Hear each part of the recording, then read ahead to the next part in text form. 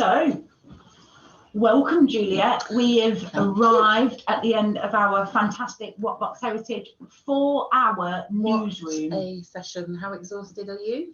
Very exhausted, and I'm sure Roshana, who is still outside, What a star, who has been doing social media, Instagram and Twitter all afternoon, is about ready for a nap herself. But tell me, Juliet, obviously you were able to join us live on Facebook and watch some of the interviews.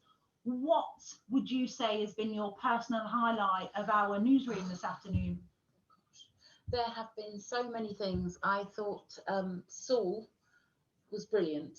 I really enjoyed what he had to say. I liked hearing him talk about the I nearly said I'm a celebrity, but it wasn't I'm a celebrity. Oh, yeah. It was I'm a young person, get me in here. That's the one. Because we lived through that project, you know, as he was talking about it, I really remembered the surprise that a lot of the museum colleagues felt when they really understood what it meant for young people to go into museums. I thought that Emma from Enter Eden was really astute, and that project with Alex working in the cemetery was just so exciting and so unusual, something really different. So we enjoyed that one. I thought Amy Chrysler from the Y Heritage Project has been doing some amazing work about engaging with local organisations. So loved hearing what Amy had to say. Paul and Joanna from the Y were really supportive, actually. It was great to hear. It was brilliant hearing kind of the ethos and the thought behind the kind of project that has become Y Heritage.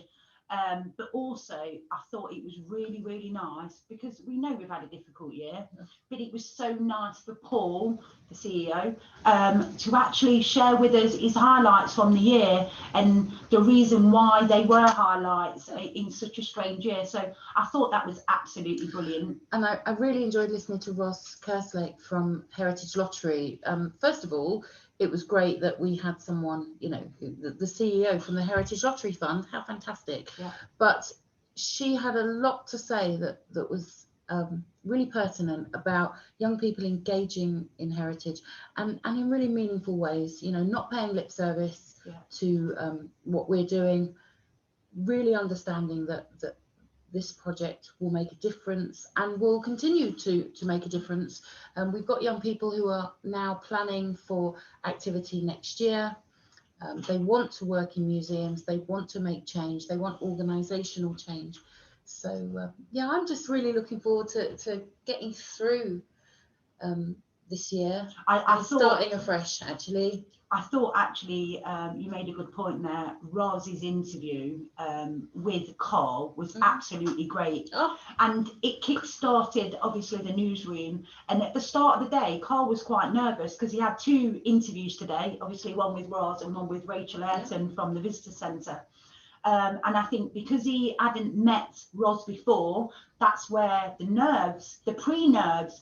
But once you started he was great. He was great. It was amazing. There was one moment where he said something like, yeah, well, it's about trust. It's all about trust. Yeah. And that was it. I loved that moment. Yeah. It's been great and such a big effort from everyone. Yeah.